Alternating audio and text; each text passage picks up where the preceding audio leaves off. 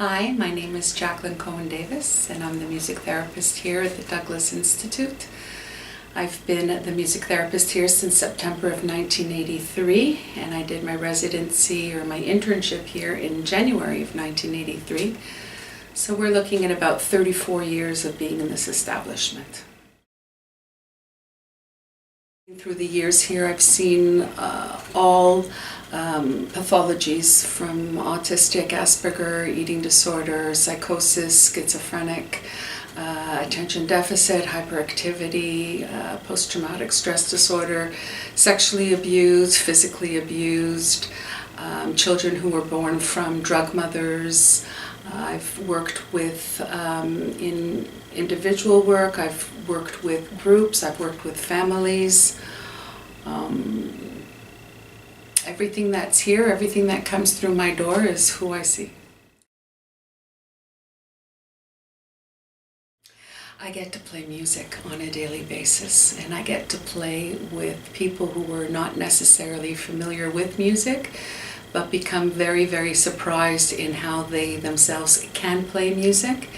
The thing that is the most incredible thing for me to see is the change that happens within these patients, not only within the session itself, but how they're able to bring music into their lives and to help them outside of the hospital setting.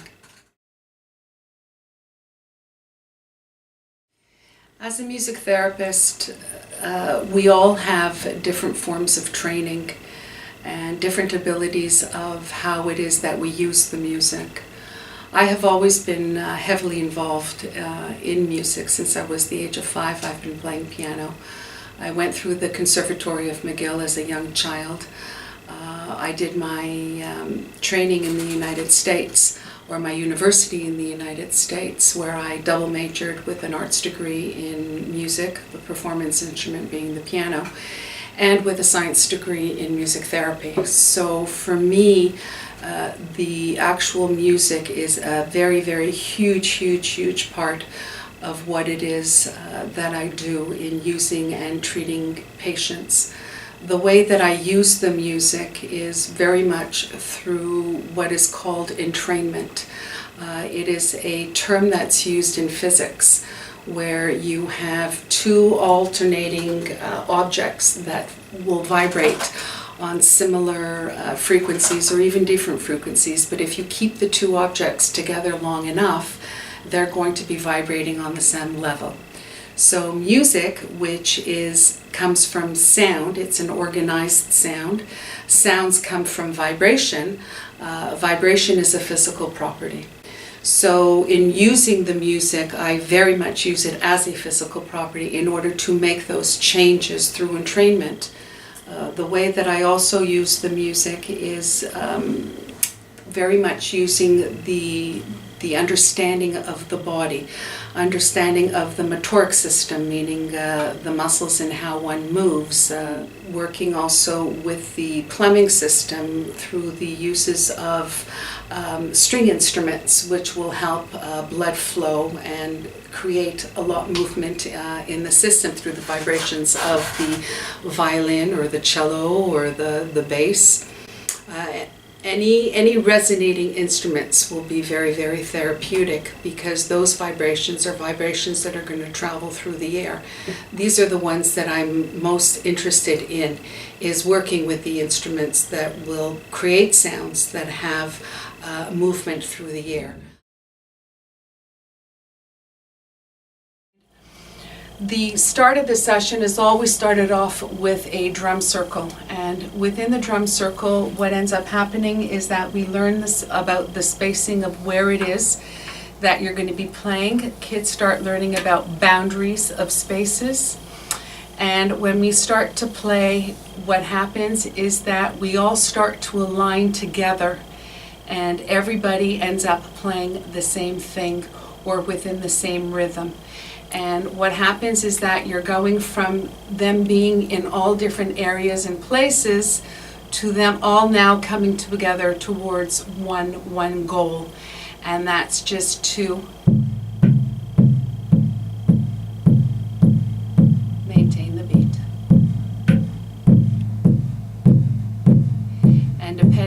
energy that you have. You can have a very structured beat,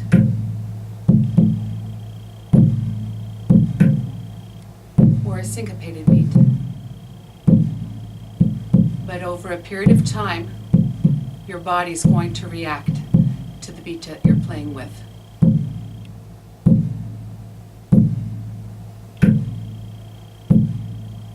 So that starts the session. Another way of using, next what we do is we go then into the melodic play. Into the melodic play is now you're using much more of the mind. What you're also opening up is you're opening up affect. So for me, in playing the melody instruments, I need to be careful of what the dynamics are for these kids, what they can react to, what they don't react to, and to give them a list of all different kinds of sounds that they are able to create where they won't feel very threatened. With children who are very quick, let's say hyper kids, or even people who don't like to, you have the reactors, people who don't like to think very much. You have instruments that have very much one sound. As soon as you play, it's done. Even in terms of what I'm using in terms of the rubber is going to create different sounds.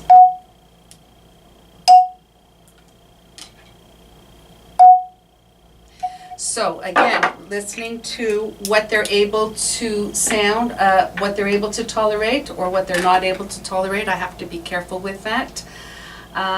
People who are reactive will play very, very much drumming and instruments that have very, very small sounds. People who are thinkers are going to be using instruments that resonate a lot more.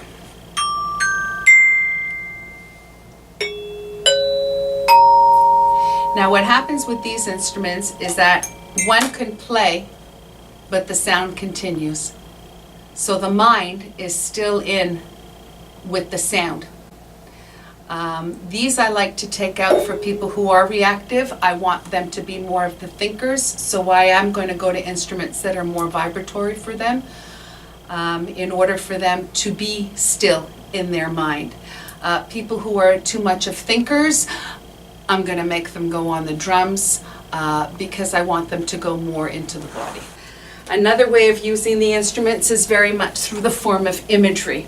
So I'll have different sounds here that we can create. We have the sound of rain.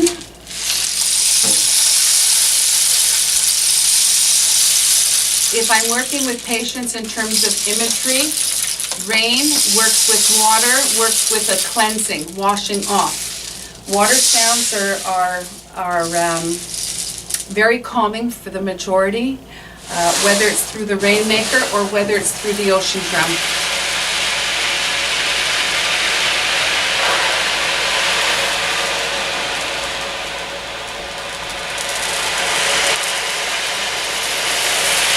What I like about these instruments is that one of the kids especially who might have toning difficulties, this is a little bit heavy. This really teaches them how to develop muscles, but also how to control them in order to be able to produce those sounds of water. Another beautiful thing about it is that we can create our own stories. A lot of these kids coming in, they have difficulties with their sensory system. For those that have been abused, the reaction is going to be immense as soon as they hear the drum.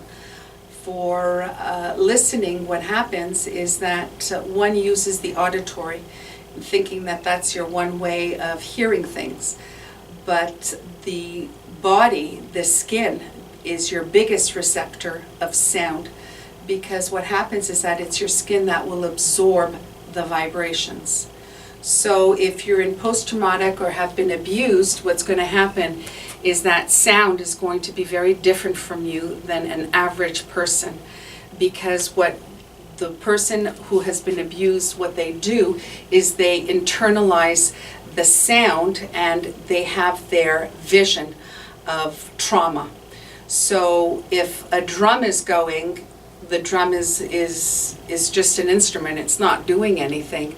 But what it will do is that the repetitive banging will wake up the system through the skin, and memories will start flooding in, and they'll start becoming uncomfortable with what it is that they're hearing. So when I see cases like that, it's very much informing them of why their body is reacting in the way that it is, and to teach them how to desensitize their reaction to sound by replacing the visual with something different. The biggest thing for those that have trauma is for them to take control of the sound that is around them, to understand where the sounds are coming, to localize them, and to get a better understanding that whatever sound that is coming is really outside of them and not really what's going on inside of them. Another thing that I like to use is the vestibular system in order to calm down. So what's going to happen is I enhance the pressures on the skin in order to create a more secure environment where they can feel contained, where the body feels contained in a safe place, and they can work with the vestibular motion in order to create calmness. If you're bringing in a group, and I'm bringing in group dynamics, then I have bigger material tools to use where we really all work within the same circle, and we also have to be aware in working with the same circle, we all have to be aware of our weight in how much we're given and how much we don't give. So what's also very beautiful in this is that kids really get a good awareness of each other. In terms of body weight and how much space they take and how much space they don't take. So another area that's also used a lot is the use of scarves. Again, like with movement, bring out the color, and this way what happens is another form of just being creative, being able to move the body. Some might be not comfortable in showing the body, others might be too comfortable in showing the body, but what happens is that they get their choices of scarves, and this way they can play around with color and with dance. In a therapeutic, after we play a piece of music, my questioning would be what those sounds felt like, what those sounds were saying, and where did those sounds hit them within the system. So that for me is when I ask where it hits them in the system, shows me how high the information is in mind or how deep the information has gone into the body. So things like this, either sometimes we'll talk about in the beginning, we'll talk about things going on, about whether emotions or situations, and then we'll sit down and play, or we sit down and play and we talk after. My take-home message to you all is please don't stop the music, but also understand what sounds work best for you, and use the music in order to create beautiful atmospheres for yourself and for your mind. And if you have children and babies, make sure that you play them classical music while they're sleeping in their cribs. You're going to have great brain activity and development.